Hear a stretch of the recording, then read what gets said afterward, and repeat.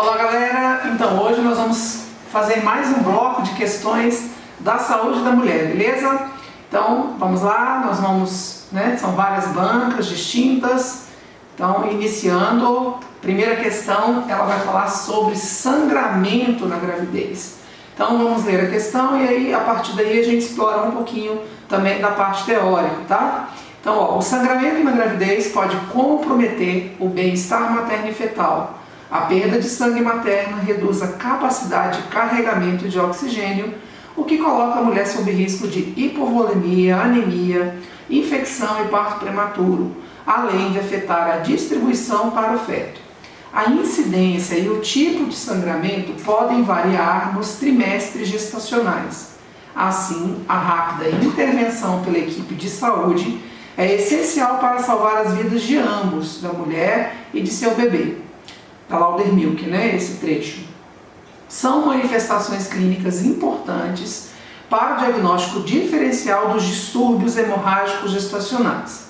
Então, quando a gente fala de hemorragias gestacionais ou distúrbios hemorrágicos gestacionais, nós temos que lembrar que nós vamos dividir esses distúrbios hemorrágicos em trimestres, Então, existem aquelas hemorragias que são mais comuns no primeiro trimestre, que é o caso do abortamento, que é o caso da gravidez ectópica, que é o caso da mole datiforme, e nós temos também aqueles sangramentos que são mais típicos de segundo, terceiro trimestre, que é o caso da placenta prévia, é o caso do descolamento prematuro da placenta, das situações de acretismo placentário. Então todas essas situações levam a sangramentos em diferentes momentos da gestação, beleza?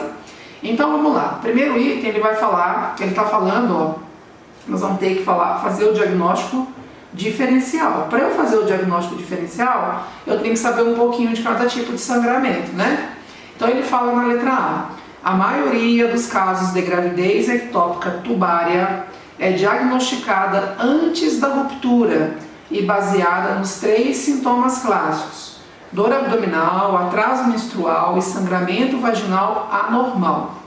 Então, nós estamos diante de uma questão de gravidez ectópica, O que é a gravidez ectópica? Gravidez ectópica é aquela que ocorre fora do útero, Ectópica, tópica, do local, fora do local. Então, fora do útero, tá? E aí nós temos gravidez ectópica ocorrendo mais comumente dentro da tuba uterina, mas eu também tenho gravidez ovariana ou abdominal, que são mais raras, tá? Realmente, ectópica tubária é a mais comum de todas.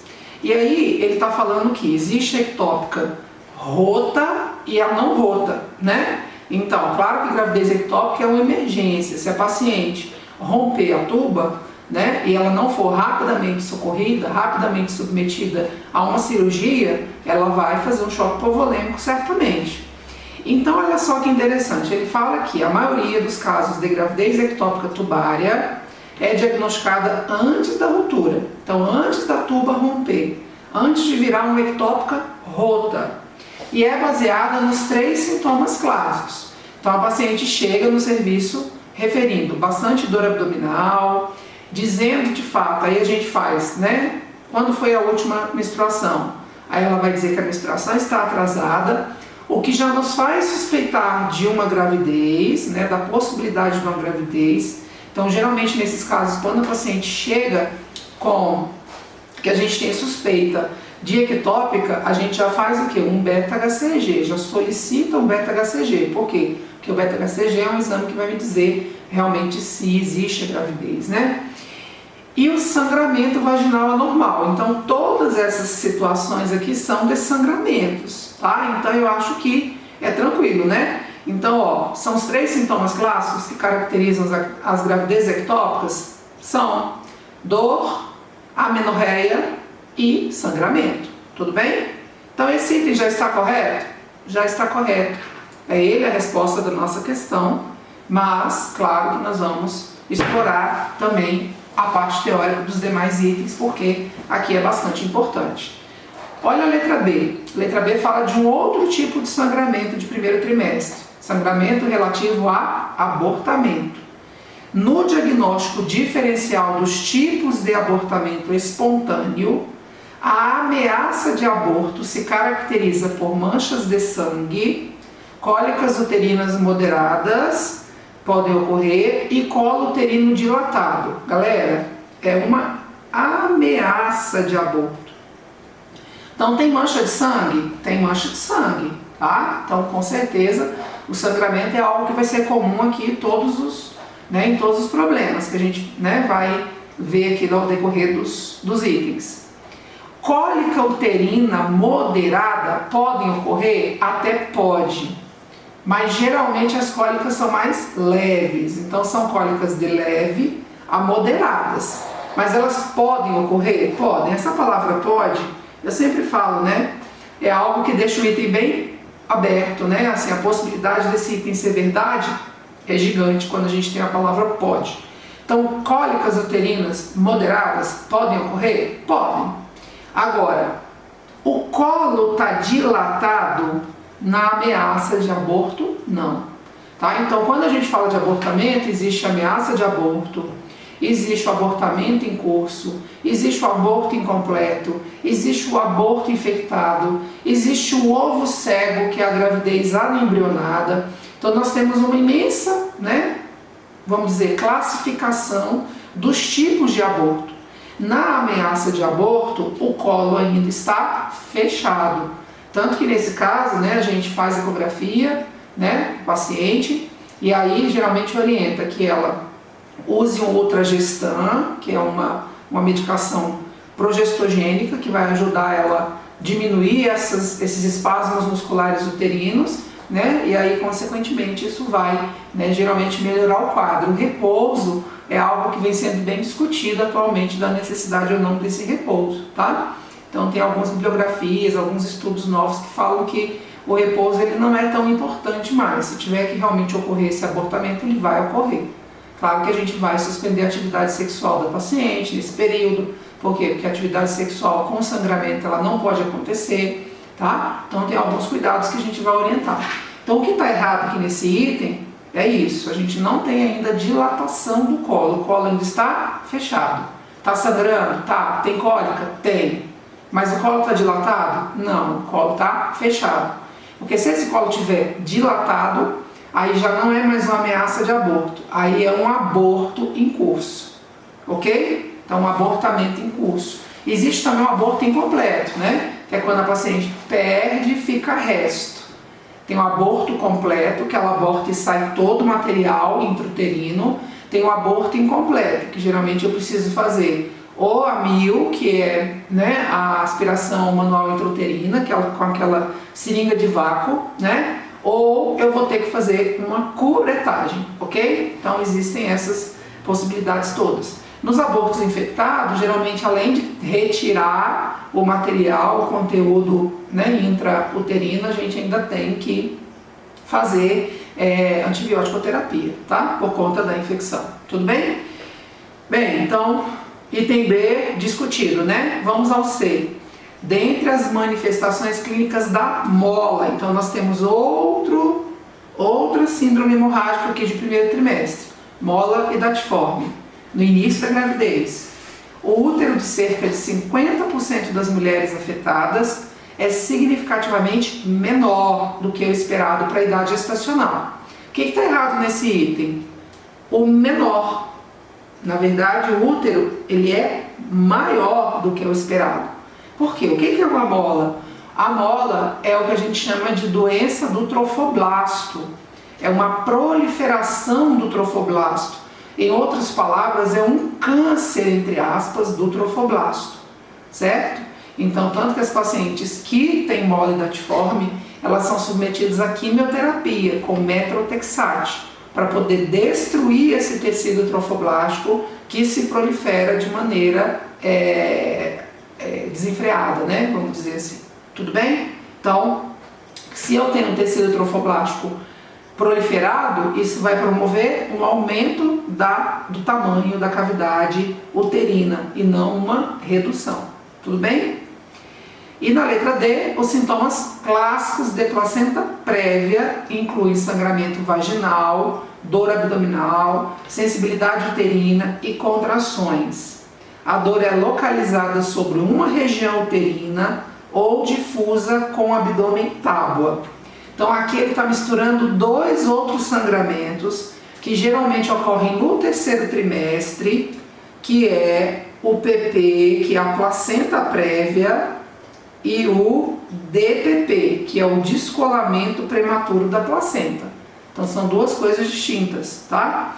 E conceitualmente diferente. Placenta prévia, placenta está fora do lugar de inserção. Placenta prévia, placenta está localizada, né, geralmente na lateral, no colo do útero. Ela não está na região fúndica, que é a região dela onde ela tem que ficar, né, onde ela tem que se inserir, fisiologicamente falando, né? O DPP é quando a placenta descola antes da hora, descola antes de dectar, né? Que aí realmente é um quadro complicado. Por quê? Porque o PP, o grande problema do PP é sangramento, né? Um sangramento vermelho vivo, né? Uma das características, ok? É um sangramento vermelho vivo.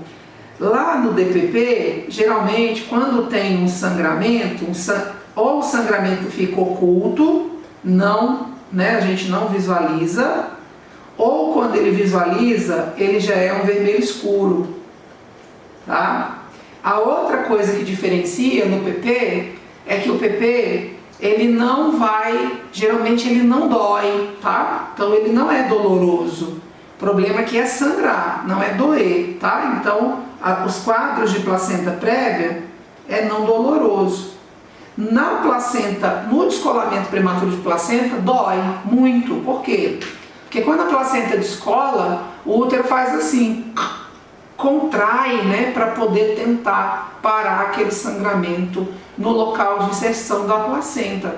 Então isso vai dar dor, vai dar contração, tá? Vai dar o que nós chamamos de abdômen tábua, que ele citou até aqui no item, tá? Então a paciente às vezes chega e a gente não consegue nem botar a mão no abdômen, porque ela não deixa. O abdômen está muito doloroso, o útero está hipertônico, certo? Então essa é uma outra diferença. No PP não altera o BCF, aqui também isso é importante, ó. Não altera o BCF, batimento cardíaco fetal. Geralmente no DPP altera o BCF, tá? Então a depender do grau do descolamento altera o BCF. Só quando é um grau bem leve de descolamento, que às vezes não chega a fazer uma alteração do batimento cardiofetal, mas na grande maioria das vezes vai alterar. Então vê que ele mistura as duas coisas no item, né? Ele fala sintomas clássicos da placenta prévia, sangramento vaginal, é verdade. Dor abdominal, não é, geralmente não tem dor, aí já é uma característica do DPP, beleza? Sensibilidade uterina é uma característica do DPP, contração é uma característica do DPP. E o abdômen tábua é do DPP, então ele vem falando de placenta prévia, de PP, e no final ele faz uma caracterização de DPP. Então ele misturou um problema, um tipo de hemorragia com outro tipo, tá certo? Então vê que é uma questão muito rica. Por quê? Porque ela trabalha muitos conteúdos, todo item é um conteúdo diferente, né? Um falou de ectópica, um falou de abortamento, um falou de mola, o outro falou de sangramento de terceiro trimestre, placenta prévia e DPP. Então a gente tem 5 conteúdos nessa questão, uma questão extremamente interessante, riquíssima, né, de informações. Tudo bem? Então a nossa resposta realmente ficou a letra A e vamos à nossa próxima questão. A próxima diz assim: PSA, que é a paciente, 14 anos, é uma gesta 2, né, um parto anterior, compareceu à primeira consulta do pré-natal, realizada no dia 4/11/2018. Essa é a data da consulta. Relata gestação anterior a 1 ano, em que apresentou pré-eclâmpsia sem intercorrências. Porém, não houve complicações para ela ou para o bebê. O IMC pré-gestacional calculado foi 26. Relata DUM 22 de junho de 2018, com ciclo regular. Trouxe exames laboratoriais e cartão de vacinas de gestação anterior, evidenciando-se apenas vacinação para influenza e reforço de DTPA. Segundo as recomendações do Ministério da Saúde, assinar a alternativa correta.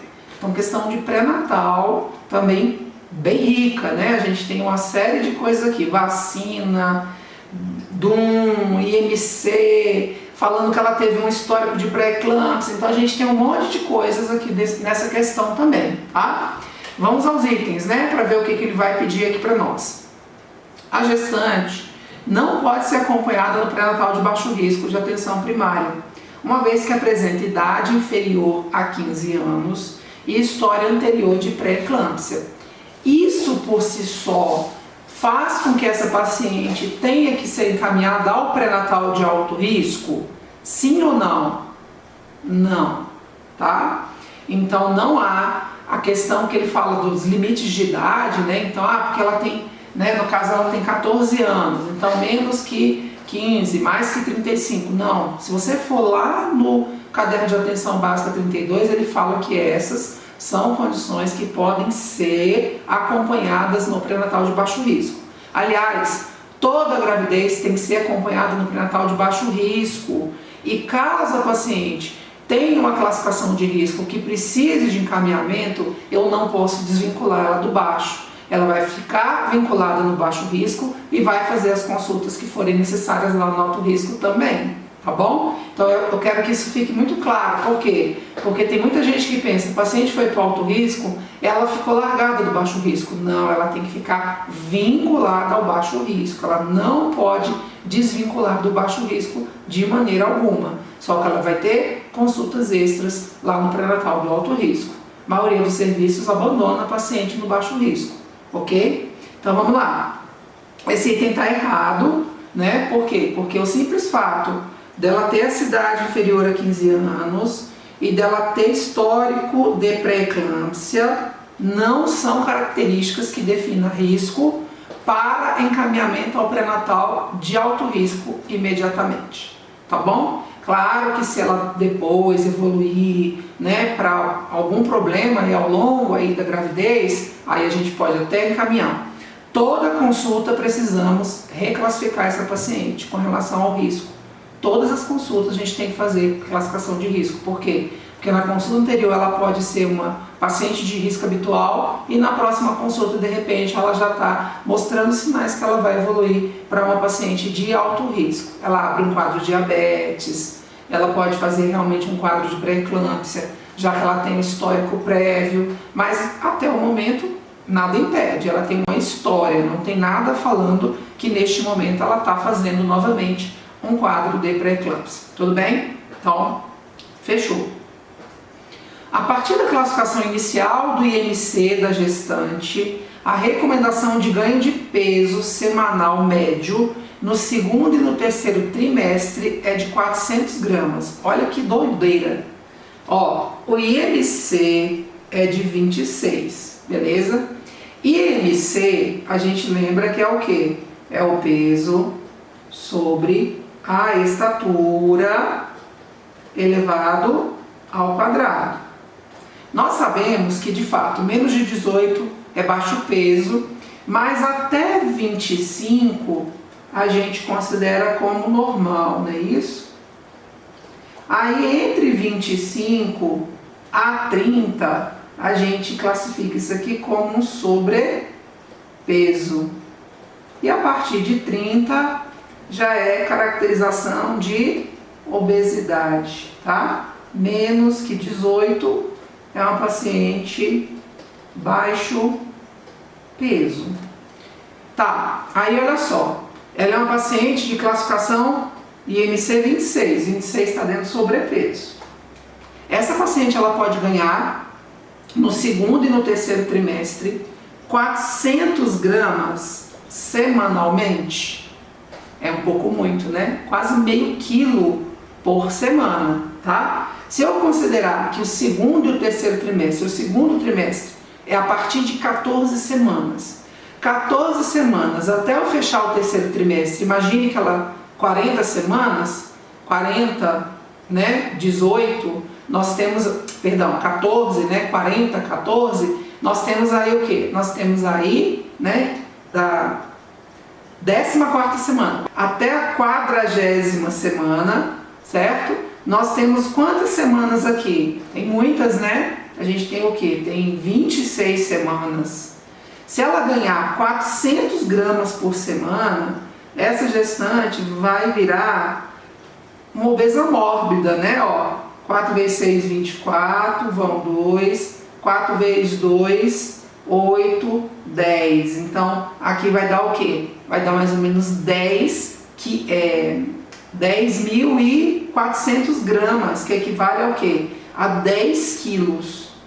Isso considerando só segundo e terceiro trimestre, certo? Então, o que acontece? A gente sabe que o ganho ponderal de uma gestante fica em média de 8 a 12 quilos aproximadamente, tá? Aí você fala, esse 10 não está aqui dentro? Não, isso é para uma gestante que caia aqui, ó, no normal. Essa paciente que pode ganhar de 8 a 12 quilos, o sobrepeso, ela tem que ganhar menos.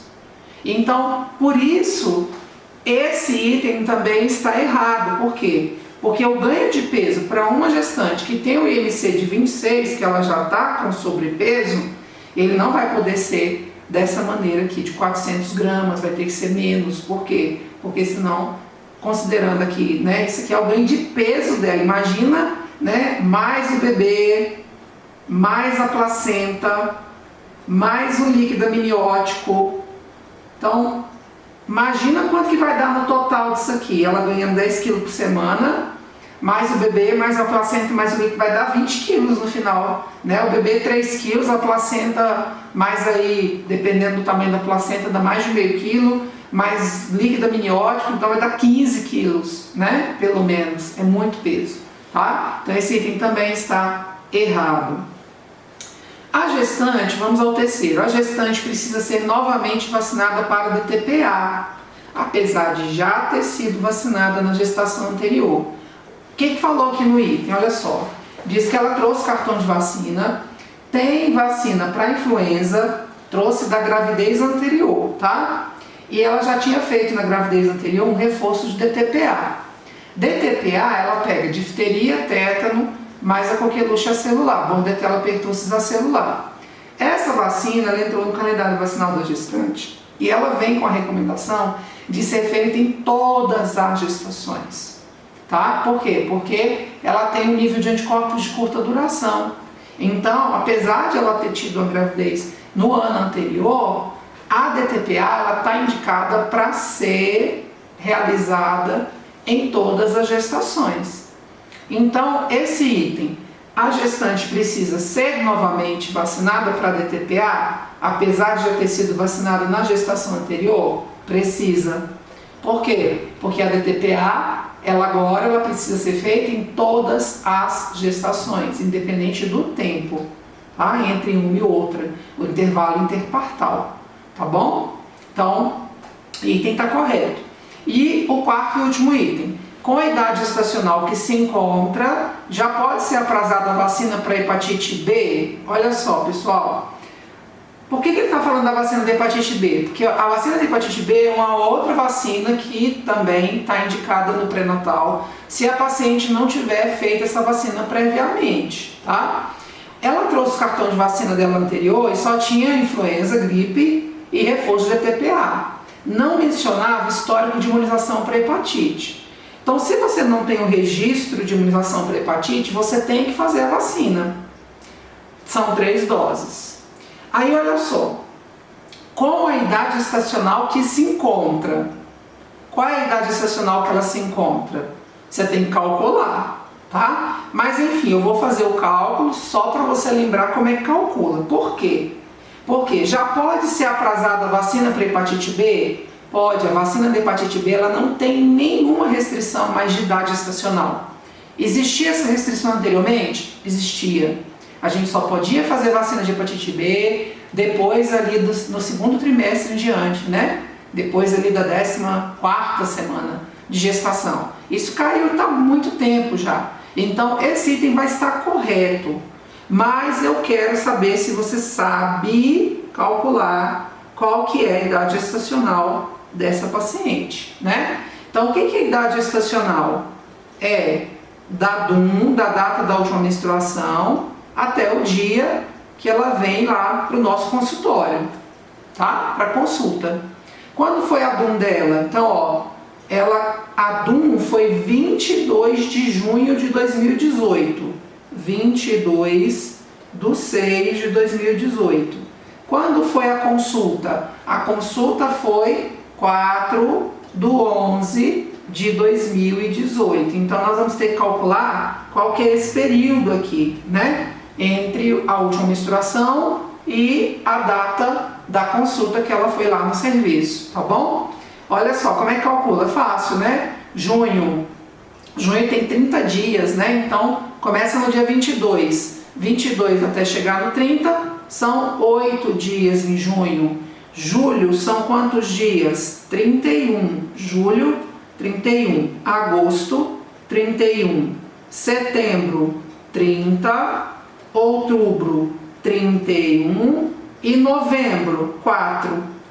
Por quê? Porque a consulta foi dia 4 de novembro. Só somar, né? Então, ó, 8, 9, 10, 11, 15, aí 1, né? 1, 2, 3, 4, 12, mais 1, 13. Então, são 135 dias. Vou dividir por 7, para eu saber em semanas. Então, vai dar o quê? 1 vezes 7, 7. Sobrou 6. Desceu lá o 5. 9 vezes 7, 63. Sobraram 2. Ou seja, a idade gestacional dessa paciente é 19 semanas mais 2 dias, ok? Então, assim a gente faria o cálculo da idade gestacional se estivesse sendo solicitado. Então, a gente está aproveitando aqui a questão para revisar como é que calcula isso. Tem que tomar a hepatite B? Com certeza, né? Ela tem que tomar 3 doses naquele esquema 0, 1 e 6 meses, o intervalo entre as doses. Então, como ela já está com 19 semanas, provavelmente ela faça a última dose só lá no puerpério, porque já não vai dar nem tempo de fazer ao longo mais da gravidez, tá bom? Então, esse item também ficou correto, a gente já viu, e aproveitamos para explorar aqui uma série de conceitos importantes, tá? Então, a nossa questão ficou a letra C, porque estão corretos os itens 3 e os itens 4. Beleza? Então, a gente faz uma pausa e daqui a um pouquinho a gente volta para fazer mais algumas questões da parte de saúde da mulher. Até já!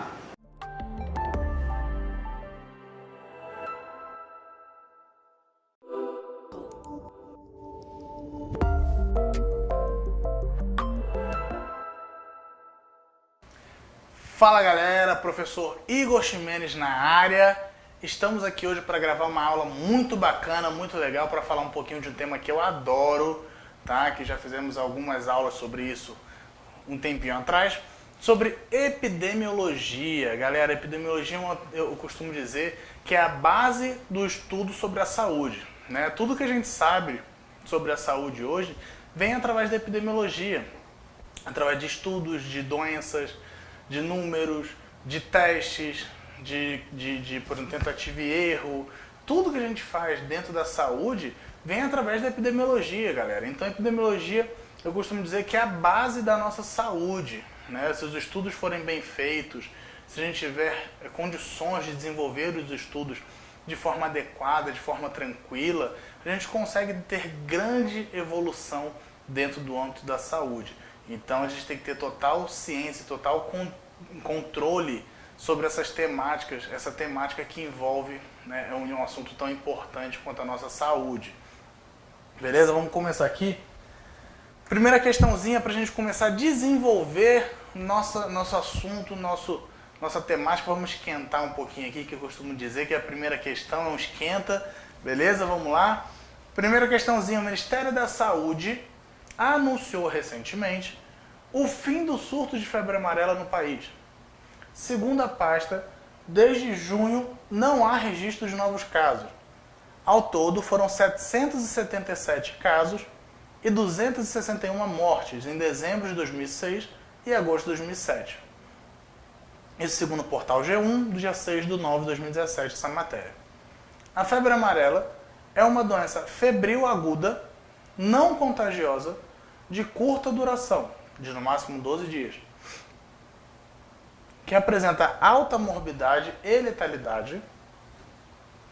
A infecção pelo vírus da febre amarela causa no homem desde formas leves, com sintomologia elevada, desde sintomas leves e até sintomologias bem elevadas, né? E sim, por isso é importante que a notificação de casos suspeitos seja feita o mais brevemente possível. Em relação a esta zoonose, assinale a única alternativa que está incorreta. Vamos marcar esse negócio aqui, para a gente não esquecer que é a incorreta. Alternativa A. O diagnóstico das formas leves e moderadas é difícil, pois pode ser confundido com outras doenças infecciosas do sistema respiratório, digestivo ou urinário. Formas graves devem ser diferenciadas de malária, leptospirose, febre maculosa, dengue hemorrágica e dos casos fulminantes de hepatite. B. Na transmissão urbana da febre amarela, o principal vetor é o Aedes aegypti, sendo os mosquitos transmissores e reservatórios do vírus, responsáveis pela manutenção da cadeia de transmissão, pois uma vez infectados, permanecem transmitindo o vírus por toda a vida do mosquito, tá bom? C. O período de incubação varia entre 3 e 6 dias após a picada do mosquito, e o quadro clínico típico é caracterizado por apresentação bifásica, com um período inicial prodrômico e um toxêmico, que em muitos casos evolui para óbito, em aproximadamente uma semana. D. A infecção dura cerca de 3 dias. Tem início súbito e sintomas gerais caracterizados pela instalação de quadros de insuficiência hepatorrenal, representado por icterícia, oligúria, anúria e albuminúria, acompanhado de manifestações hemorrágicas e prostração intensa. Galera, qual dessas daqui vocês acham que está errada? Beleza? Então, como o tio costuma fazer sempre, então vocês vão ouvir a questão, vão ouvir as alternativas, vão parar o vídeo, responda as questões e depois a gente volta para ver o que você fez. Beleza? Eu já sei que vocês pausaram, já responderam, tenho certeza que acertaram também. A resposta que está incorreta, a resposta errada, é a alternativa D. Tá? A infecção dura cerca de 3 dias. Na verdade, não. A infecção ela dura entre 3 e 6 dias, 7 dias. Ela pode durar até 12 dias. Né? A média é de 3 a 7 dias. Ela não dura cerca de 3 dias. Tá? Isso depende muito da forma como se avalia. A prostração intensa já na fase mais grave. Né? Nem todo paciente com febre amarela vai evoluir para a forma mais grave. Se for a forma mais leve, que a gente costuma falar, confunde, né, com as gripes, com outras patologias mais simples, né, sistemas de respiratório, digestivo, infecções do trato urinário, elas se confundem pelos sintomas serem mais brandos. Agora, na forma mais avançada, realmente ela é bem complexa. Né? Ela pode, como a gente viu aqui no enunciado, levou de um paciente de 261 mortos em 777 casos. É até uma taxa bem alta, né, para a quantidade de pacientes que foram contaminados. O que eu gosto de falar aqui sobre a febre amarela é o seguinte. Muitas vezes você leu essa questão aqui e falou, pô, professor, mas o Aedes aegypti também transmite febre amarela? Sim. Né? A Aedes aegypti, a família Aedes é muito extensa eu costumo dizer, na área empresarial, né? Ela transmite o Zika através da contaminação, chikungunya, dengue e febre amarela. Tá? Só que a gente não pode confundir. A gente ouve muitas vezes falar, a febre amarela, a culpa é dos macacos. Que não sei. Na verdade não, galera, não tem muita ligação. Como é que funciona? Nós temos a febre amarela silvestre e a febre amarela urbana. Tá? A febre amarela por si, ela é transmitida dos macacos para os seres humanos, através de um mosquito chamado Haemococcus ou pelo Sabetes, que são 2 tipos de mosquitos também. Então o Haemococcus vai lá, pica o macaco, aí ele fica um período de incubação, cai na glândula salivar do mosquito e vai lá e pica o ser humano.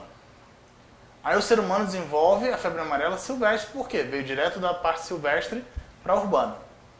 Mas nós temos ainda o Aedes aegypti que pica esse paciente que está contaminado e ele se confunde muito com a transmissão da dengue. né? O Aedes aegypti pica esse paciente que está com o vírus dentro do seu organismo e vai transmitir também para outras pessoas. Então nós temos essas duas vertentes. Então quem transmite do macaco para o ser humano são os mosquitos haemagogos ou sabetes.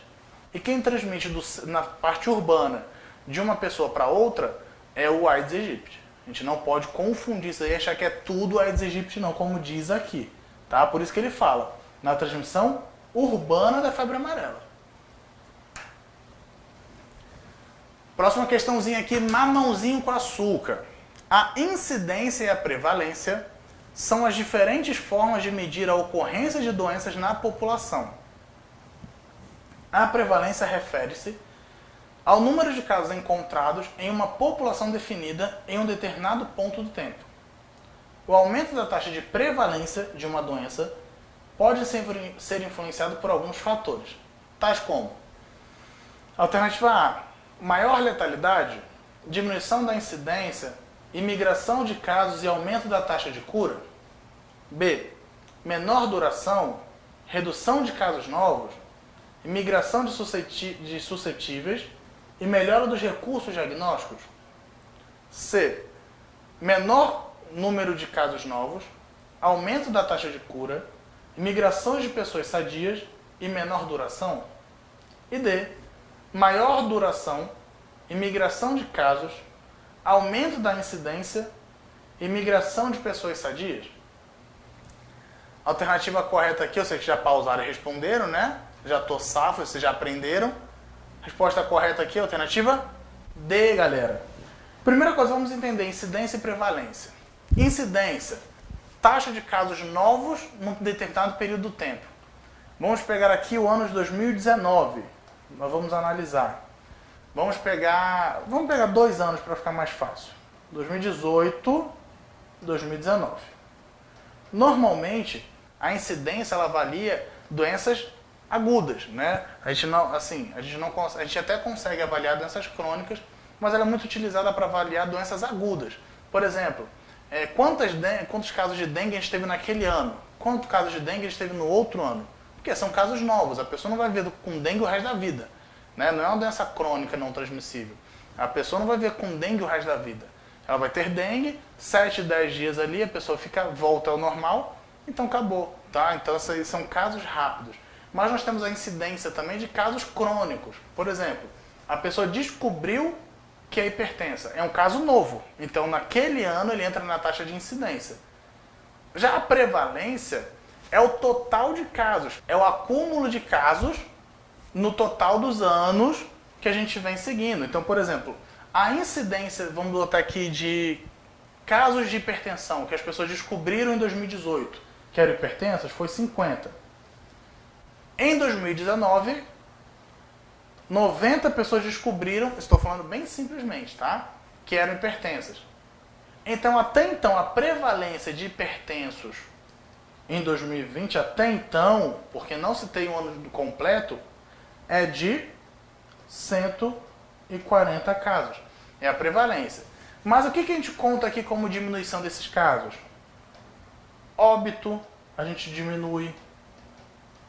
Quando o paciente está em migração para um local diferente, tá? A pessoa, ou seja, vai para um local diferente, ou vem pessoas de locais diferentes para cá já hipertensos, entra-se como fator de prevalência, porque ela já tem a ciência, vem de outro local, então o caso deixa de existir naquela cidade, naquele local e passa para a nossa cidade.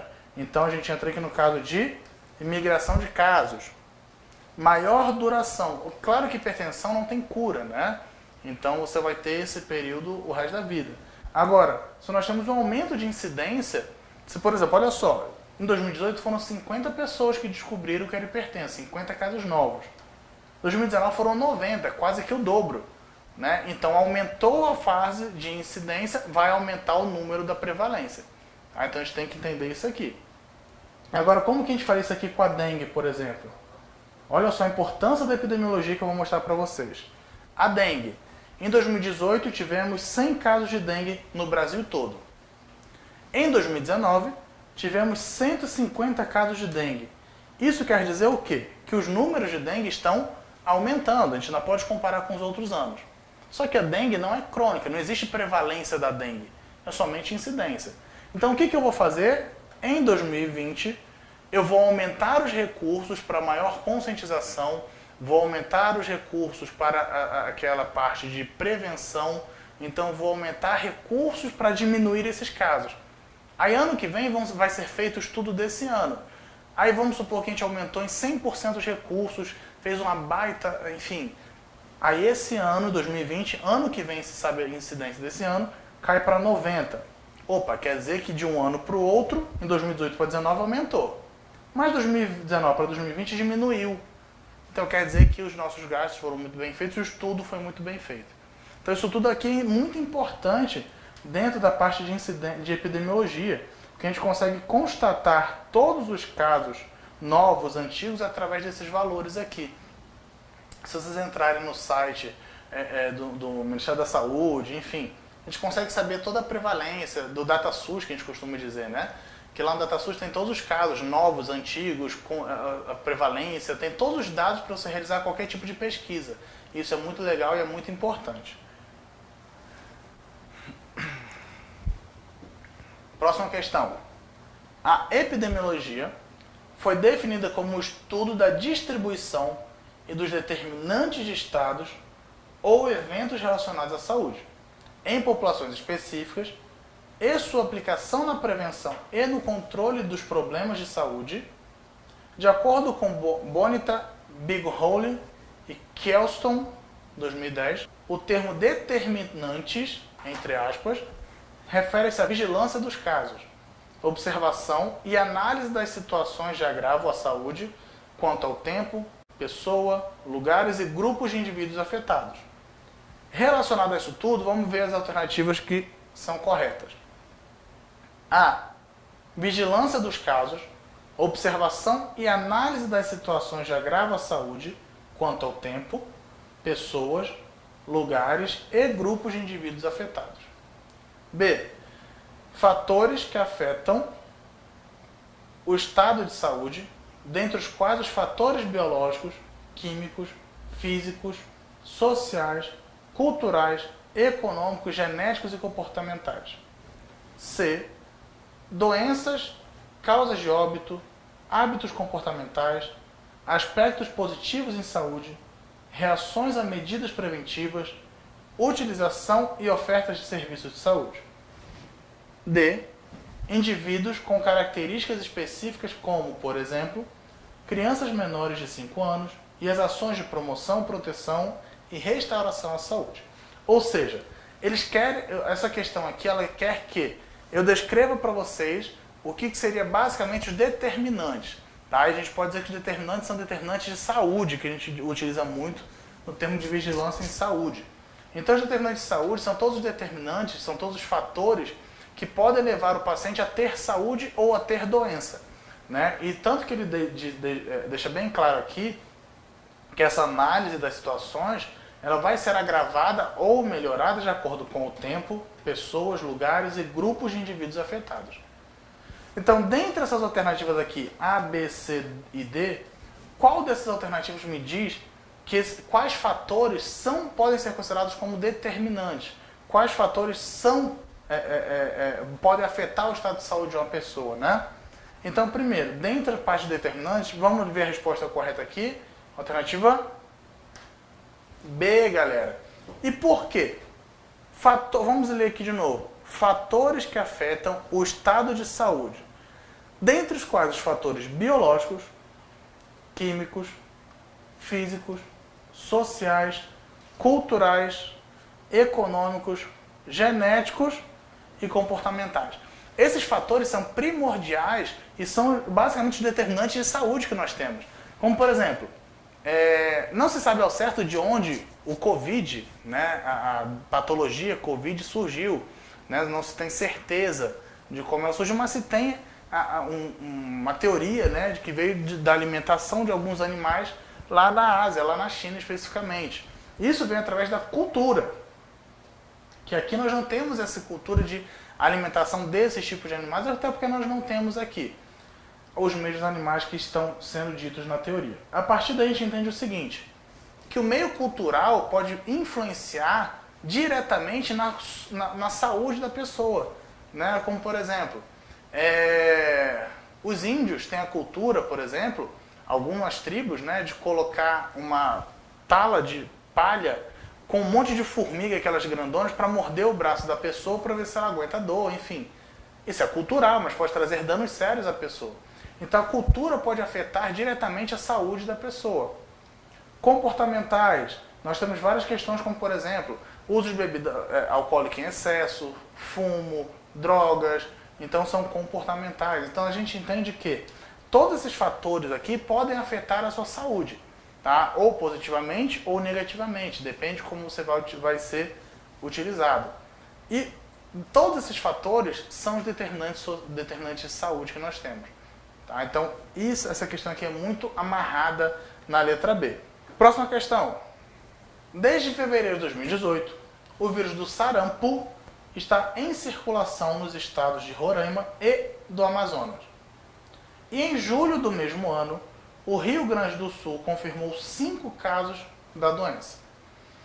De acordo com o plano de contingência para respostas à emergência à saúde pública para sarampo, esse cenário epidemiológico no Brasil corresponde ao nível 3 de resposta e alerta. Para o controle dessa doença, após o atendimento do paciente, o profissional de saúde deve anotar, dentre outras, as seguintes medidas. Notificar dentro das primeiras quantas horas? Vamos avaliar aqui. Alternativa A, 12 horas, todo caso suspeito da doença por telefone à Secretaria Estadual de Saúde e por telefone, fax ou e-mail à Secretaria Municipal de Saúde, para acompanhamento do caso junto ao Estado. Registrar a notificação no Sistema de Informação e Agravos de Notificação, SINAM. Alternativa B, dentro das primeiras 24 horas, todo caso suspeito da doença por telefone à Secretaria Municipal de Saúde e por telefone, fax ou e-mail à Secretaria Estadual de Saúde, para acompanhamento do caso junto ao município. Registrar a notificação no Sistema de Informação de Agravos e Notificações, o SINAM. Alternativa C, 48 horas.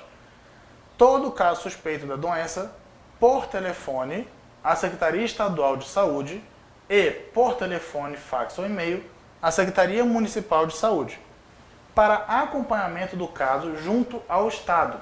Registrar a notificação no SINAM. Aliás, está falando aqui, registrar a notificação no Sistema de Informação de Agravos de notificação específico para sarampo. E D, 72 horas. Todo caso suspeito da doença por telefone à Secretaria Municipal de Saúde e por telefone, fax ou e-mail à Secretaria Estadual de Saúde, para acompanhamento do caso junto à notificação no Sistema de Informação e Agravos de Notificação específico para sarampo. Gente, primeira coisa que a gente tem que entender. O sarampo, que nesse caso aqui, por que ele é de nível 3? Porque o sarampo, a gente diz aqui no início, ó, que ele estava no estado de Roraima e Amazonas. São 2 estados da região norte. Em junho do mesmo ano, ele apareceu no Rio Grande do Sul. Isso já me diz que é o nível 3, quando está em mais de uma região do país, quando está em mais de um estado do país. Né? Então isso já corresponde ao nível 3 de atuação. Então a resposta correta aqui, galera, é óbvio que é em 24 horas. Né? Nós temos que notificar nas primeiras 24 horas, notificação imediata, tá? Que pode acontecer até 24 horas após a suspeita da doença. E tem a grande situação. Primeiro, eu informo a Secretaria Municipal. Primeiro eu devo seguir as diretrizes do meu município e depois eu devo seguir as diretrizes do meu estado. Então eu devo informar primeiro o meu município, por telefone mesmo, e depois o estado. E a partir daí notificar no SINAM. Então, só que é o SINAM normal, né? O SINAM para sarampo, tá bom? Existe um sistema único, tá? Tanto que o Sistema de Informação de Agravos de Notificação é um sistema único para se ter esse tipo de notificações bem completas. Eu deixei aqui em cima, ó, exatamente o que está escrito no plano de contingência. Nível 3. persistência de transmissão do sarampo por mais de 90 dias, envolvendo mais de uma unidade federativa, tá? Ou seja, nós temos 2 estados onde a transmissão ela se mantém por mais de 90 dias. Tá? Então, ó, fevereiro de 2018, março, abril, maio, junho. Ou seja, já passaram 90 dias e continua tendo proliferação em mais de uma unidade federativa. Então, por isso que ele entrou no nível 3. Isso aqui está na página 27, lá do manual de contingência, do plano de contingência do Ministério da Saúde. Tá bom? Pode dar um pulinho lá, que é muito legal, dá uma lida. Vocês vão aprender bastante coisa sobre isso. Próxima questãozinha aqui da Unirio. Essa questão aqui é bem fácil, galera. Eu vou mostrar para vocês que dá para fazer ela sem fazer conta de cabeça. Na cidade de Polis, a Zika é uma doença que vem crescendo vertiginosamente. E com a chegada do verão, os gestores estão preocupados, uma vez que esta doença apresenta uma taxa de letalidade de 10%. Segundo os indicadores de saúde do município, no ano de 2017, ocorreram 50 óbitos da doença. Com esta informação, qual foi o número de casos de Zika nesta cidade no ano de 2017? Gente, olha que questão mamãozinho com açúcar. Só que é esse tipo de questão onde eles vão botar no final da prova para você. Por quê? É uma questão tão fácil, tão fácil, tão fácil, que você vai pegar tão cansado, vai ler de qualquer jeito, vai marcar qualquer coisa aqui. Ou então você não vai prestar atenção, sua cabeça vai estar voando, você vai estar cansado querendo ir embora para casa, já morto de fazer prova, e é por isso que essa questão é tão importante. Não pode perder ponto em questão fácil. Não pode. Presta atenção comigo aqui. Ele está me falando que a taxa de letalidade é de 10%. Então, eu tenho aqui 10% equivalendo a 50%. Por quê? Se a taxa de letalidade é 10 e morreram 50 pessoas, 10% igual a 50. 100% vai ser igual a quanto? Gente, é uma coisa tão fácil que é só de pensar. Ou você 10 para 100 é um padrão. Nós podemos manter aqui, ó. Só acrescentou um zero de 10 para 100. Acrescenta um zero também de 50. Ah, pessoal, mas eu não quero fazer assim. Não tem problema, pessoal. Vamos fazer de outra forma, então. X vezes 10. 10x. 50 vezes 100. Vai dar 50 vezes 100, ó. 100, 50, 0, 0, 0. Vai dar 5.000. Vamos cortar x, cortar x. X vai ser igual a quanto? 500. Resposta correta, 500. Galera, mamãozinho com açúcar. Você podia fazer de cabeça essa conta. É só você entender que 50 equivale aos 10%. 50 é o número final de qual conta? 10% de quanto que dá 50? 10% de 500. De cabeça, você podia bater aqui e fazer essa questão. Mas se não gostou, faz regra de 3, sem problema. Para a gente conseguir ter essa facilidade de aprendizado. Beleza? Regra de 3 nessa conta aqui, mamãozinho com açúcar. Próxima questãozinha aqui, bacana, supimpa para vocês aqui, ó. Historicamente, a notificação compulsória tem sido a principal fonte da vigilância epidemiológica, a partir da qual, na maioria das vezes, se desencadeia o processo informação, decisão, ação. Ou seja, eu tenho informação, tenho que tomar uma decisão relacionada a essa informação que eu ouvi para agir de uma forma efetiva. Com base nessa informação, assinale a alternativa incorreta. Vamos marcar aqui, ó. Incorreta. Alternativa A. A listagem das doenças de notificação nacional é estabelecida pelo Ministério da Saúde dentre as consideradas de maior relevância sanitária para o país. B. Estados e municípios não podem adicionar à lista de doenças de notificação compulsória nacional outras patologias de interesse regional ou local. C. Dada a natureza específica de cada doença ou agravo à saúde, a notificação deve seguir um processo dinâmico, variável em função das mudanças no perfil epidemiológico, dos resultados obtidos com as ações de controle e da disponibilidade de novos conhecimentos científicos e tecnológicos. D. Os parâmetros para a inclusão de doenças e agravos na lista de notificações compulsórias devem obedecer aos seguintes critérios: magnitude, potencial de disseminação, transcendência, vulnerabilidade, compromissos internacionais e ocorrência de epidemias, surtos e agravos inusitados à saúde. E o caráter compulsório da notificação implica em responsabilidades formais para todo cidadão e uma obrigação inerente ao exercício da enfermagem, bem como de outras profissões na área da saúde. Então a resposta incorreta dessas alternativas aqui, galera, ficou muito fácil, que é a alternativa B de bola. Por quê? Estados e municípios não podem adicionar à lista de notificações compulsórias? É claro que podem. Nós temos estados que têm patologias, como por exemplo a malária. A malária é muito característica da região norte, da Amazônia e tudo mais. Eu não tenho, por exemplo, paciente com malária no Rio Grande do Sul. Tá? Posso até ter, mas se tiver visitado, alguma coisa assim bem característica. Mas a gente entende o seguinte: mas a malária não faz parte da notificação compulsória? E eu não tenho no Brasil todo. Mas eu tenho uma incidência muito alta, ela é muito grave. Né? Nós vamos ver aqui, por exemplo, as grandes questões de como que entra-se uma patologia em notificação compulsória. Se o potencial de disseminação for alto, magnitude for alta, e aí a gente entra, por exemplo, na parte econômica, na parte de relevância social, enfim, a transcendência, se ela causa grande vulnerabilidade, se nós temos compromissos internacionais como a própria Covid, né? A própria Covid que agora entrou é um compromisso internacional de melhora, né? Como o Ebola, por exemplo, também, ela entra em notificação imediata.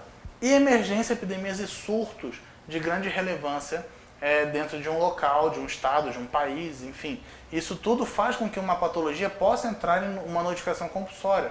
E ela pode entrar em notificação compulsória somente para de um estado. Se ela atingir esses critérios aqui, se um estado só tiver, ou uma região tiver aquela patologia, ela já pode entrar em notificação compulsória também, mas desde que atenda os critérios específicos. E eu tenho certeza, como por exemplo, como os estados aqui, municípios, podem sim adicionar. Ah, professor, mas então eu tenho que marcar incorreto? É claro, a alternativa me pede aqui, ó. Alternativa incorreta, até porque eu tenho 4 corretas também, né? Então, é uma coisa que seria meio óbvia. Próxima questão. O atual perfil de morbidade da população brasileira caracteriza-se, em geral, por variados tipos de padrões epidemiológicos. Neste contexto, é incorreto afirmar o quê? Vamos marcar de novo. É incorreto, eu quero a alternativa errada. Alternativa A. Crescente prevalência e incidência das doenças crônicas não transmissíveis. Lembra que eu já expliquei o que é prevalência e incidência, né? Incidência, casos novos. Prevalência, casos novos mais antigos, né? B. Coexistência de agravos transmissíveis emergentes e reemergentes. C. Persistência de doenças transmissíveis que já poderiam ter sido eliminadas. D. Alta carga de acidentes e violência. E. Acelerado envelhecimento populacional e queda da fecundidade. A alternativa incorreta é a E, galera. Vamos entender uma coisa aqui. O envelhecimento não é precoce. Na verdade, a gente consegue entender que a taxa de vida tem aumentado cada vez mais nos últimos anos, né? Então, ela tem aumentado, por exemplo, já tem um projeto de lei correndo para se alterar a idade para se considerar uma pessoa como idosa, deixar de ser de 60 anos e passar a ser 65 anos. É um projeto de lei ainda, mas por quê? Acompanha-se junto com a expectativa de vida, que tem aumentado cada vez mais. Mas com certeza a prevalência e incidência de doenças crônicas também tem aumentado, tem se mantido, né? Por exemplo, pessoas cada vez mais desenvolvem hipertensão cada vez mais cedo, diabetes cada vez mais cedo. Então isso tudo vem dos maus hábitos, má alimentação, falta de exercício físico. teu histórico familiar, que tudo se acumula com uma vida extremamente conturbada, cheio de trabalho e não descansa direito. Então isso tudo está influenciado na morbidade, tá? E queda da fecundidade, na verdade não. A fecundidade não está em queda, ela até deu uma diminuída, mas não está em queda, ela estagnou, né? E, nos últimos anos ela até deu uma aumentada. Então a gente entende que daqui a uns anos a taxa de idosos vai aumentar cada vez mais, porque a expectativa de vida está alta e as pessoas estão conseguindo se manter cada vez mais, mas a tem aumentado na nossa população. Então, galera, espero que vocês tenham gostado dessa primeira parte. Fiquem com Deus, tá? Qualquer dúvida, voltem lá no vídeo, reassistam, revejam, anotem as dúvidas que a gente está aqui para ajudar vocês. Forte abraço, até mais!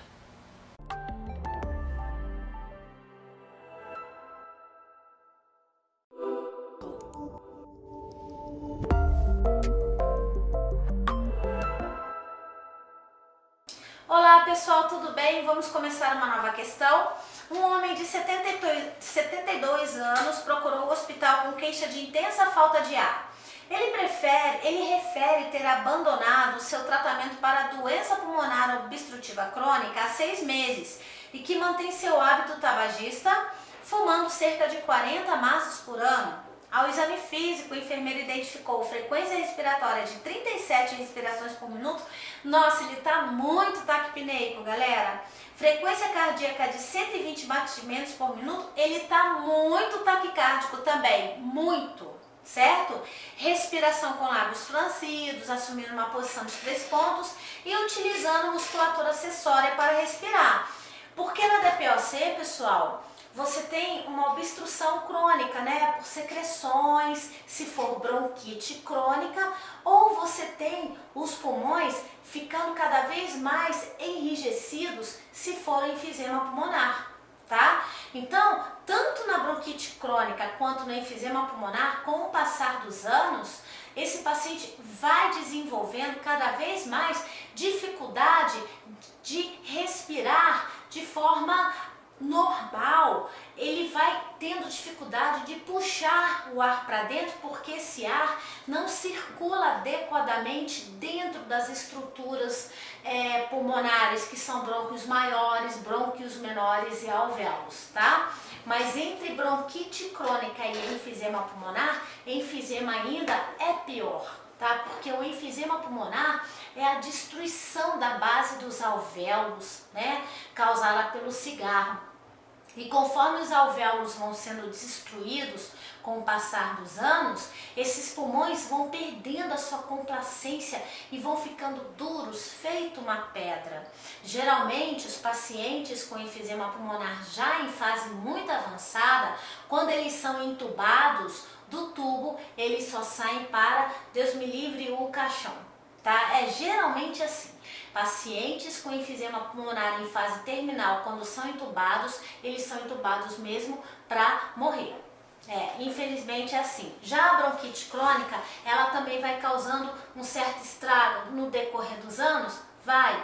Mas a bronquite crônica, ela tem um outro tipo de fisiopatologia. Ela não destrói alvéolos, mas ela vai causando uma certa deformidade, processos inflamatórios a nível de brônquios. É por conta desse processo inflamatório crônico que esses pacientes têm, que vão produzindo secreções em grandes quantidades durante muito tempo, né?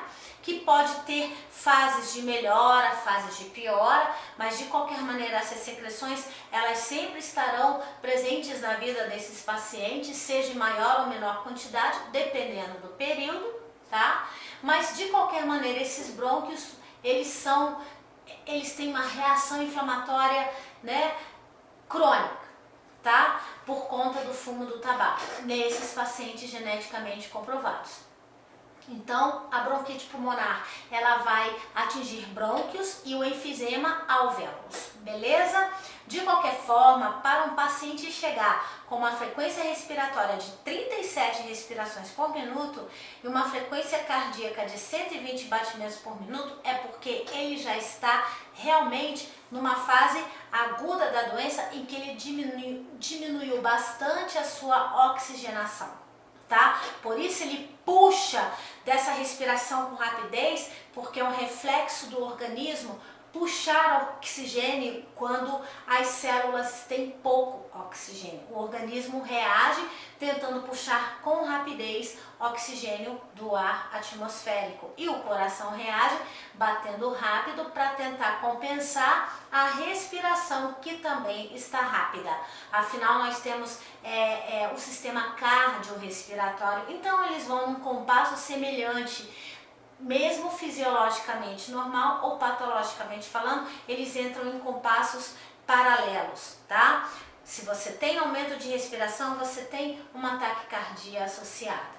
Bom, então esse paciente vai ter então essa frequência respiratória e essa frequência cardíaca bem alta.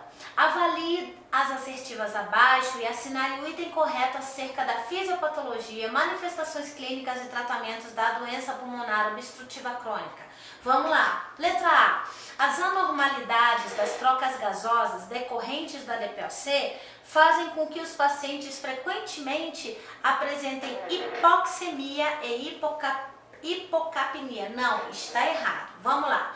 O que seria uma hipoxemia? Tudo que termina em ia, termina em é no sangue, né? Então, glicemia, glicose no sangue. Uremia, ureia no sangue. Bacteremia, bactéria no sangue. Hipoxemia, oxigênio no sangue. Só que o prefixo é hipo, então é pouco. Então, hipoxemia é a diminuição de oxigênio no sangue. Isso realmente os pacientes com DPOC terão, mas hipocapnia não.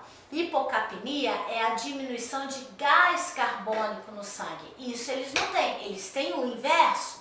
Os pacientes com DPOC, de uma forma até fisiologicamente falando, eles têm de forma frequente um aumento de gás carbônico e uma diminuição de oxigênio por conta de sua doença pulmonar. Então eles não vão ter hipocapnia, eles vão ter hipoxemia, mas eles vão ter hipercapnia. Então letra A está errada, certo? Vamos agora para a letra B. Pacientes com DPOC, eles tendem, né, a apresentar um padrão de constante hiperinsuflação pulmonar, ou seja, um padrão de forma crônica de puxar muito ar para dentro dos pulmões e tentar expandir esses pulmões o máximo que eles conseguirem. Certo? Isso é hiperinsuflação pulmonar, expandir os pulmões o máximo que eles puderem expandir, que ocorre devido à incapacidade desses pacientes em exalar o ar inspirado. Exalar é botar para fora, né? Provocando um constante aprisionamento aéreo. Ó, não está errado não. Por quê? O que acontece? Vamos lá. Os pacientes, eles inspiram, né? O ar já entra com dificuldade, porque a ventilação, que é o deslocamento do ar nas estruturas pulmonares, né? Esse processo fica bem difícil, porque esses pulmões ou estão com muitas secreções nos brônquios, impedindo o ar de circular nos brônquios, ou esses pulmões estão ficando endurecidos. É o caso do enfisema. Então o ar não vai circular adequadamente, o paciente não terá a complacência pulmonar ideal para isso. Tá? Então, realmente, esse ar vai ficar retido lá dentro e esses pacientes realmente terão a dificuldade de colocar para fora. Então, essa força que esses pacientes fazem durante a sua vida e durante a evolução crônica dessas doenças é uma força que passa a ser, inclusive, habitual para esses pacientes. Então, conforme a doença vai progredindo, o tórax desses pacientes, principalmente no enfisema pulmonar, vai ficando dilatado. A gente vai chamar isso de tórax em barril. Não é interessante, pessoal? Então, a princípio, a letra B está correta. Mas vamos dar uma analisada nas outras letras. C. A oxigenoterapia consiste na principal intervenção farmacológica para o tratamento da DPOC. sendo recomendado utilizar dispositivos de alto fluxo de oxigênio negativo. Eu vou explicar por quê. Com vistas a alcançar valores de saturação de oxigênio de no mínimo 95. Não é bem assim. O que acontece? Tá? Nós temos o sistema nervoso central, tá? Tipo, localizado na ponte, no bulbo, nessa região aqui, que vai controlar tanto o sistema respiratório quanto o sistema circulatório. Então, o que acontece? Na DPOC é muito frequente você ter aumento de gás carbônico e diminuição de oxigênio. Isso chega a ser um padrão normal de um paciente com DPOC, tá? Chega a ser normal para ele que tem DPOC, ok? Bom, o sistema nervoso, então, ele tem que reagir àquela diminuição de oxigênio para tentar estimular a respiração do paciente, para que o paciente busque mais oxigênio. Então, o paciente só reage buscando mais oxigênio porque o sistema nervoso dele é alertado quanto a essa diminuição de oxigênio. Se você enfiar muito oxigênio no camarada, colocar catéter úmido, né, de oxigênio ali, num fluxo de oxigênio maior, ou mesmo colocar aquelas válvulas, né, que fornecem oxigênio em maiores quantidades, você vai estar prejudicando esse paciente, porque o sistema nervoso central vai entender que ele está com moléculas de oxigênio suficiente, então não vai estimular os movimentos respiratórios desse paciente. Esse paciente precisa ter o estímulo do sistema nervoso central para os seus movimentos respiratórios, para ele puxar o ar. Mas se você enfiar oxigênio adentro, o sistema nervoso vai achar que está tranquilo, não vai estimular a respiração do paciente. Então não pode não, pessoal. Os pacientes com DPOC, inclusive, não podem receber grandes quantidades de oxigênio não, nos seus tratamentos. Beleza? Então letra C está errada. D. Devido às manifestações clínicas da doença, pacientes com DPOC, sobretudo aqueles com enfisema pulmonar, tendem a apresentar deformidades na configuração do tórax. Realmente apresentam. Se chama tórax em barril, aquele tórax dilatado. Representados por uma característica de protusão do externo classificada como pectus carinatum. Errado. Pectus carinatum é muito observado na insuficiência respiratória, não na DPOC. Eu vou mostrar uma foto para vocês, tá? Então o gabarito dessa questão é a letra B de bola, ok? Então aqui tá a doença pulmonar obstrutiva crônica, né? Nós temos a bronquite crônica, que é uma inflamação crônica dos brônquios, tá? Esse aqui é um brônquio normal, esse aqui é um brônquio com bronquite crônica. Reparem que a luz do brônquio está diminuída com relação a esse aqui, porque os brônquios, eles têm espasmos, eles diminuem a sua luz porque a parede dos brônquios ficam inflamadas, edemaciadas e cheias de secreção dentro. Por isso eles tomam anti-inflamatórios, corticoides e broncodilatadores para dilatarem os brônquios e diminuírem o edema dos brônquios também, tá? Agora o enfisema é um pouquinho diferente. O enfisema é a destruição da base dos alvéolos. E conforme esses alvéolos vão sendo destruídos, o pulmão vai perdendo a complacência e vai ficando duro igual uma pedra. Então o gabarito é letra B, e só para a gente poder entender bem, tá? Esse aqui é o pectus carinatum, tá? É quando você tem um processo de escavação no tórax, o que não acontece na deformidade do enfisema. A deformidade do enfisema geralmente é tórax em barril, como acontece aqui. Tórax em tonel ou em barril são tórax dilatados, como acontece no enfisema pulmonar, tá? Esse carinatum aqui, ó, pectus carinatus, é muito comum em tipo de doenças associadas que podem até levar que podem até ser causadas por processos de insuficiência respiratória, né, de pacientes e assim por diante, certo? Esse é o pectus carinatus, tá? E o tórax infundibiliforme, que é esse aqui, tá?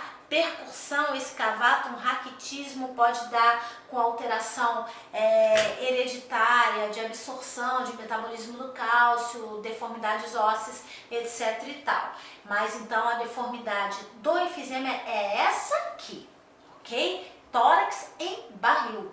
Show de bola, vamos para mais uma questão. O edema agudo pulmonar é uma complicação comum das doenças cardíacas com disfunção miocárdica, que se caracteriza pelo acúmulo de líquido no pulmão.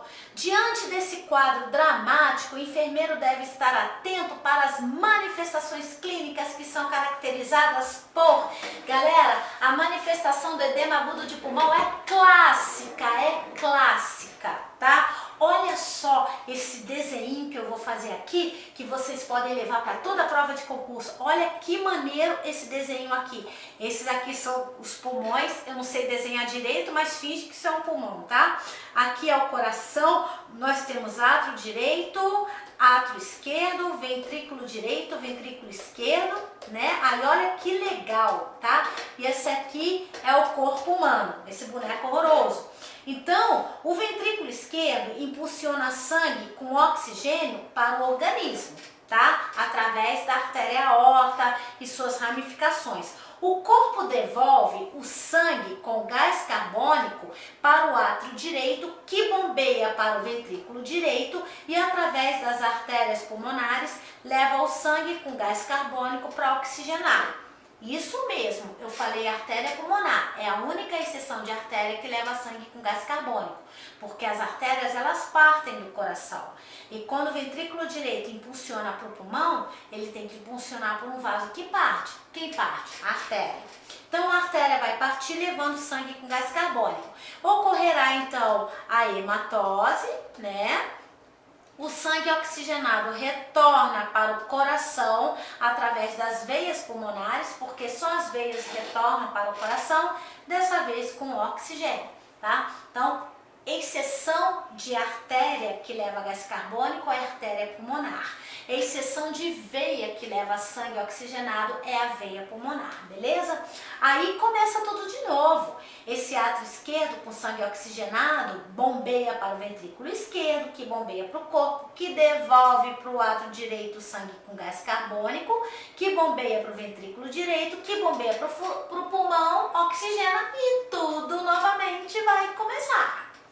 Quando esse coração ele tem uma insuficiência cardíaca esquerda, quando a parede do miocárdio do lado esquerdo do coração está enfraquecida, o sangue com gás carbônico que sai dos pulmões, quando entra no átrio esquerdo, o átrio esquerdo está fraco demais para receber o sangue dos pulmões.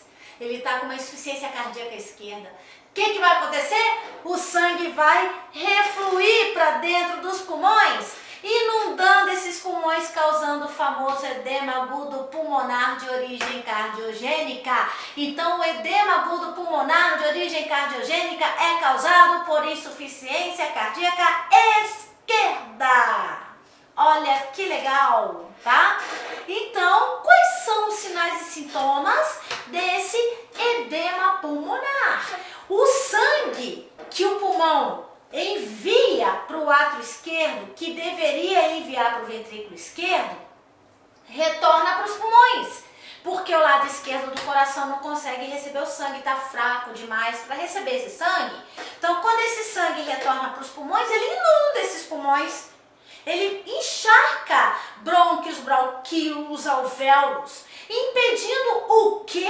Impedindo a hematose. Como é que você vai trocar gás carbônico por oxigênio se os alvéolos estão cheios, inundados de líquido sanguíneo? Como? Não vai ocorrer a hematose.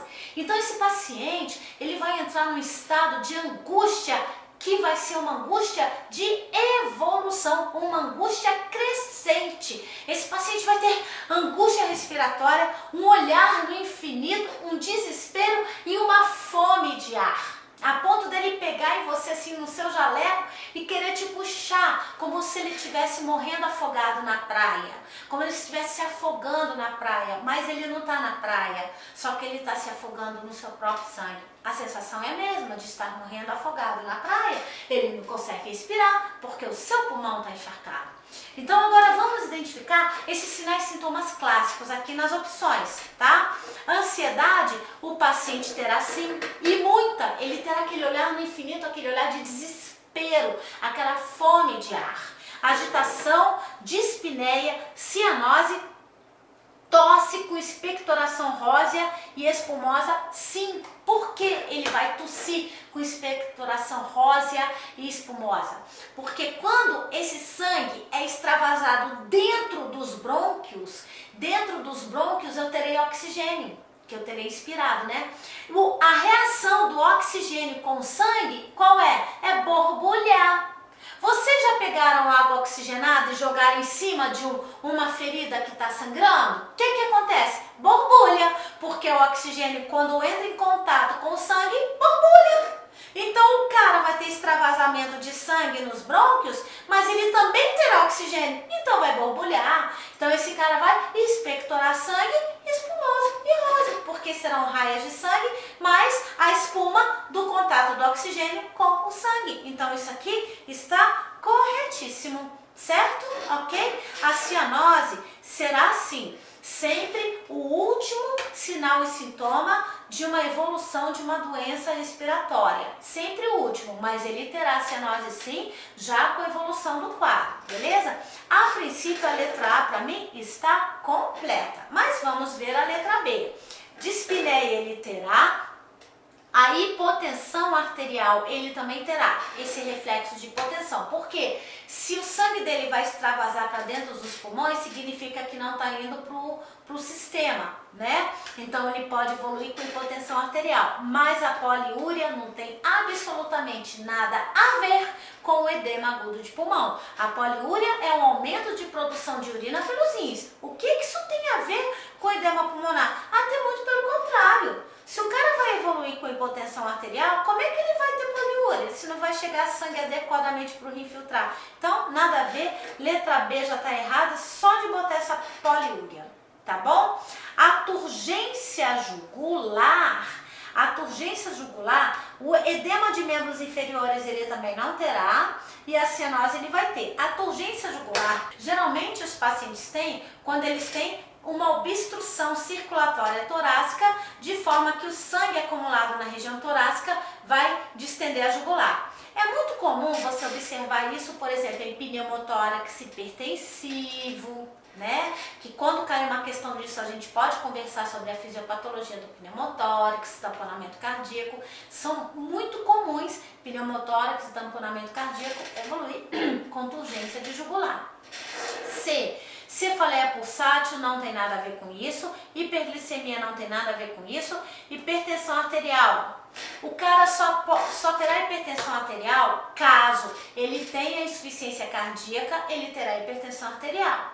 Aí essa insuficiência cardíaca pode causar edema pulmonar. Acontece que depois que o edema pulmonar é causado e evoluído, se desenvolve, aí ele vai começar a ter a hipotensão com o extravasamento de sangue pulmonar, tá? Então, broncoespasmo é mais a nível de bronquite, de asma, tá? Severo com cianose labial.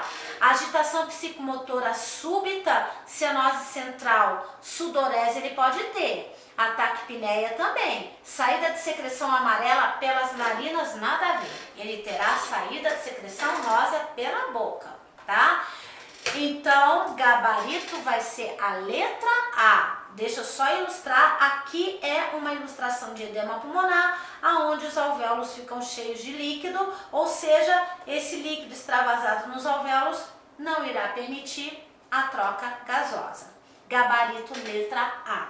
Vamos então para outra questão, que vai ser a angina do peito. A angina do peito é uma síndrome clínica caracterizada por episódios ou paroxismos de dor ou pressão na parte anterior do tórax. A causa, em geral, o fluxo sanguíneo coronariano insuficiente que resulta em um aporte diminuído de oxigênio para satisfazer a demanda miocárdica aumentada. Miocárdio é o músculo cardíaco que bombeia, para isso ele vai precisar de oxigênio para bombear, tá? Em resposta ao esforço físico ou estresse emocional. Os fatores desencadeantes para a angina de peito são descritos como? Então, olha só, aqui está a foto de uma artéria coronária que ela nutre o miocárdio obstruída por placas de ateroma, tá? São placas de gordura, enfim, diminuindo aqui a luz da artéria, ou seja, diminuindo também o fluxo de sangue que leva oxigênio para os corações. Então, esse tipo de obstrução aqui por placa de ateroma, por gordura, diminuindo a luz da artéria, é muito típico de uma doença de uma doença coronariana, tá? Por obstrução disso aí.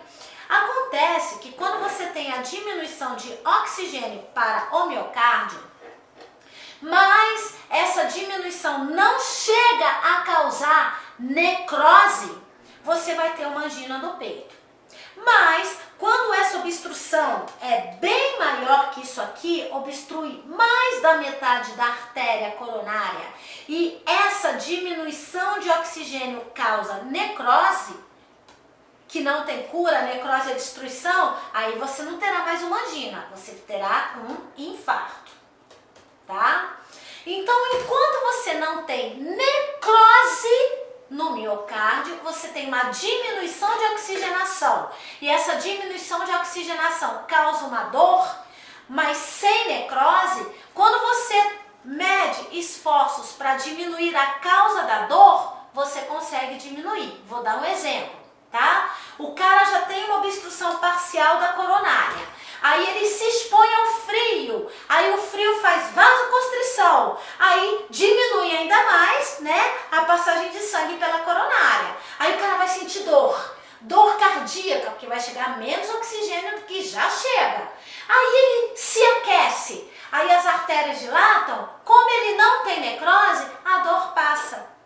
Olha aí, outro motivo que pode causar uma dor nesse paciente, uma dor anginosa, que é a dor da isquemia miocárdica, uma digestão muito pesada. O cara come carne, come lasanha, enfim, então todo o sangue vai ser, a maioria do sangue vai ser deslocada para o processo digestivo, vai faltar sangue para a perfusão cardíaca. Como ele já tem uma obstrução, vai diminuir ainda mais. Então, ele vai sentir a dor miocárdica também. Assim que o processo digestivo se restabelecer, a dor vai passar. Ou, entendeu? O estresse emocional, que também pode provocar vasoconstrição, enfim. Enquanto ele não tiver a necrose, o motivo que causou a dor, se for resolvido, vai cessar a dor.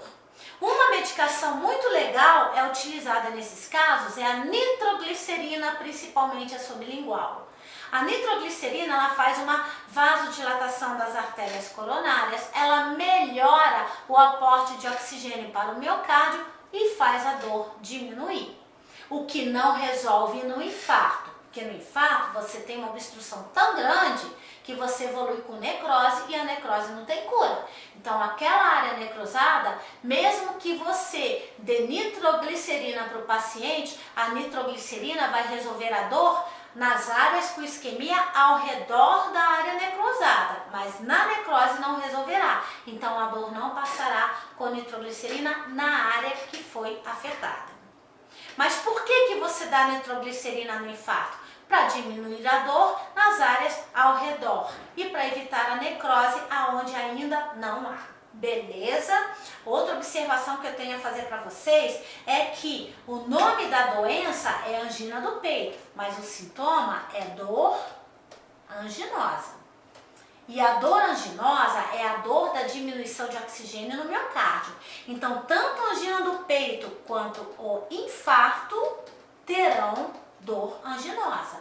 A diferença é que na angina do peito, a dor anginosa passa quando você faz repouso, quando você toma nitroglicerina, quando você se aquece, e no infarto a dor anginosa não passa. Essa é a diferença. Tranquilo? Então, os fatores desencadeantes para angina do peito são descritos como obesidade, hipertensão, dispneia, a cianose e a ortopneia não vão entrar aqui, tá? A ortopneia é quando você tem dificuldade respiratória, que você sente e você respira melhor. Isso aqui não vai desencadear a dor anginosa. Isso é mais uma consequência de um paciente que tem uma doença que, quando ele está deitado, obstrui ali o diafragma, então ele tende a respirar melhor sentado, em caso de doenças hepáticas, enfim. Não é o caso da questão. Então a letra A não está certa não. B, esforço físico vai causar a dor anginosa, porque quando você faz um esforço físico, um exercício físico, você desloca o sangue para oxigenar os músculos, para você poder correr, enfim, e vai diminuir o sangue para o coração. Como o seu coração já tem uma certa obstrução nas coronárias, esse deslocamento de fluxo para os músculos das pernas, dos braços, durante o exercício físico, vai causar dor. A partir do momento que o cara para de fazer exercício físico e fica em repouso, a dor vai sumir se for angina. Beleza? Exposição ao frio também vai causar dor por conta da vasoconstrição. Ingestão de refeição pesada também, porque o sangue vai se deslocar para o processo digestivo. E estresse também, porque todo estresse faz uma vasoconstrição. Para mim, letra B já está no papo.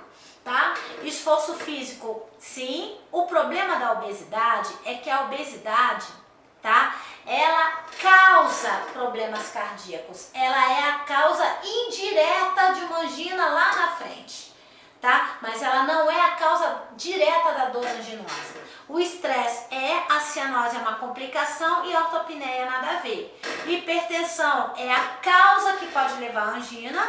Ingestão pesada sim, ortopneia nada a ver, cianose é uma complicação e dispneia é um resultado de um processo de infarto. Então, pessoal, gabarito letra B e vamos para a nossa última questão antes de um intervalo para um cafezinho. A cetoacidose diabética é uma emergência clínica que ameaça a vida e exige intervenção imediata a fim de que a terapia apropriada seja iniciada rapidamente. Essa situação clínica é caracterizada por... eu adoro dar essa aula, galera. Presta bem atenção numa situação, tá? Nós temos aqui os rins, né, tá? E nós temos aqui as artérias renais. Quando o paciente ele tem acúmulo de glicose no sangue, o que acontece na diabetes, principalmente tipo 1, onde ele não produz insulina, ou produz insulina tão pouquinho que não faz nenhum efeito, né? Na diabetes tipo 1, que ele é insulino dependente, tá? O que acontece? Com muita facilidade, esses pacientes podem evoluir com o aumento da glicose sanguínea, né? Aí o que acontece? Olha que interessante, tá? Esse aumento da glicose sanguínea faz com que muitas moléculas de glicose que estão acumuladas no sangue, já que você não tem insulina para levar essa glicose para a célula, ela fica acumulada no sangue. Então, todas essas glicoses que ficaram acumuladas no sangue, elas vão circular até para onde? Nos rins, que é onde o sangue vai, né? Todo o sangue passa pelos rins para os rins filtrarem, é assim, tá? Então, só que agora este sangue estará cheio de moléculas de glicose. Então, quando ele passar pelos rins, sabe o que vai acontecer? Toda essa galera aqui, chamada glicose, em grande quantidade, vai invadir os rins, vai encher os rins. É como se fosse o jogo do Flamengo e Fluminense. Quando você abre o estádio, você abre as portas, entra aquela torcida Fla-Flu em grande quantidade invadindo o Maracanã. Finge que a glicose é como se fosse torcida de Flamengo e Fluminense invadindo o Maracanã, que é o rim. Então, quando o paciente tem uma hiperglicemia, ele tem muitas moléculas de glicose acumuladas no sangue. E aí, quando esse sangue passar pelo rim, essas moléculas vão invadir o rim. Aí o rim vai fazer, sabe o quê? Ele vai procurar reabsorver uma maior quantidade de água dos vasos sanguíneos para tentar diluir essa glicose toda que entrou dentro dele. Aí, quando o rim dilui toda essa glicose que entrou dentro dele, qual será a consequência? consequência? Produzir mais urina. Então a hiperglicemia, ela vai desencadear uma coisa chamada de poliúria, tá? Porque o paciente vai reabsorver maior quantidade de água para tentar diluir essa glicose toda que entrou no rim. Aí ele, consequentemente, vai produzir mais urina. E como ele vai produzir muita urina, ele vai acabar desidratando. Aí o corpo vai sentir sede como reação. Aí ele vai ter a polidipsia, que é a vontade de beber muita água para compensar a perda de líquido na urina. Não é interessante? Pois é. Bom, de qualquer maneira, o que vai acontecer? Existem dois tipos de complicação da hiperglicemia, na diabetes 1 e na diabetes 2. O problema da diabetes 2 não é a produção de insulina. O problema da diabetes 2 é a resistência à insulina. Na diabetes 2, o pâncreas do cara tá normal. O problema é que ele tá gordinho, tá obeso e as células gordurosas impedem a insulina de entrar com a glicose nas células. A gordura não deixa a insulina entrar, levando a glicose. Então, a glicose também vai ficar acumulada no sangue. Mas não é por falta de insulina. É porque a obesidade impediu a entrada da insulina na célula, levando a glicose. Já na diabetes tipo 1, é por falta de insulina que a glicose não vai entrar. Então, são mecanismos diferentes. O que vai acontecer com isso, tá? Quando o paciente tem uma hiperglicemia exagerada, obviamente que ele vai evoluir com poliúria. Isso é normal, né?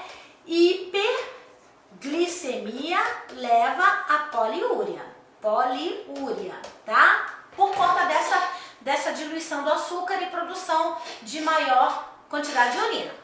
Aí, essa poliúria, ela pode ser tão severa e levar o paciente a um processo de desidratação, desequilíbrio hidroeletrolítico, né? O que vai acontecer na complicação da hiperglicemia dos dois tipos de diabetes. Tanto na tipo 1, o paciente vai desidratar. Na tipo 2 também, ele vai desidratar, tá? Porque tanto na tipo 1 quanto na tipo 2, quando os pacientes têm hiperglicemia, na diabetes tipo 1 e diabetes tipo 2, essa hiperglicemia vai causar poliúria, os dois vão desidratar. Mas aí é que vem a diferença, tá? O fígado metaboliza gordura. Então, o que o fígado vai fazer? O fígado está aqui, o pâncreas está aqui, tá? O que o fígado vai fazer quando ele perceber que esse paciente está com uma hiperglicemia intensa, logo não tem energia celular, que é a glicose que dá energia celular?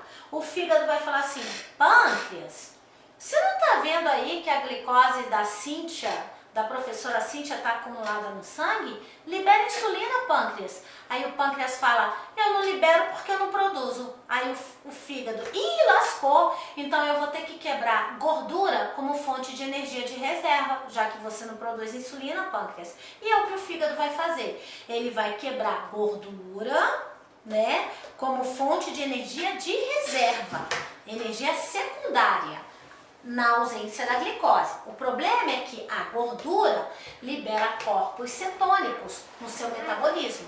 E os corpos cetônicos são ácidos, tá? Então, na diabetes tipo 1, a hiperglicemia vai produzir desidratação e cetoacidose, que são a presença de corpos cetônicos, que são ácidos, que vão ficar acumulando no organismo do paciente, causando acidose metabólica. Na diabetes tipo 2, não vai ter cetoacidose, porque o fígado vai falar assim: pâncreas, libera insulina aí, professora Cíntia está com hiperglicemia. Aí o pâncreas vai falar: eu estou liberando, o problema não está em mim, o problema está nas células gordurosas que não deixam a insulina entrar. Aí o fígado: então não posso fazer nada. Então, na diabetes tipo 2, o fígado não vai quebrar glicose como fonte de energia de reserva, porque o pâncreas produz. O problema não é nele. Então, o que vai acontecer? O paciente não terá cetoacidose na diabetes 2, mas ele vai ter a desidratação. Então, a diferença da complicação da hiperglicemia na diabetes tipo 1 e na diabetes tipo 2 está na presença da cetoacidose, que vai acontecer na 1 e não na 2. Mas o que as duas têm em comum? As duas hiperglicemias nas duas diabetes vão levar o paciente a uma desidratação. As duas. A diferença é que na diabetes tipo 1, o paciente terá desidratação e acidose diabética. E na diabetes tipo 2, o paciente terá desidratação e complicações da desidratação sem acidose metabólica.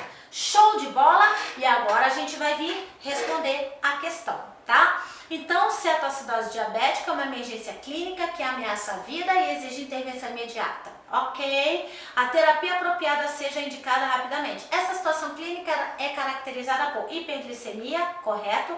Desidratação, correto? Porque nós vimos que o paciente desidrata por conta da poliúria. Cetose e acidose metabólica, correto? Ocorrendo principalmente em diabéticos tipo 1, correto? Para mim, letra A já é o gabarito. Mas vamos analisar o erro das outras letras. Hiperglicemia, correto. Hidratação, não. Vai ser desidratação. Cetose e acidose metabólica, correto. Ocorrendo principalmente em diabéticos tipo 2, errado. C, hiperglicemia, correto. Desidratação, correto. Cetose e alcalose metabólica, não.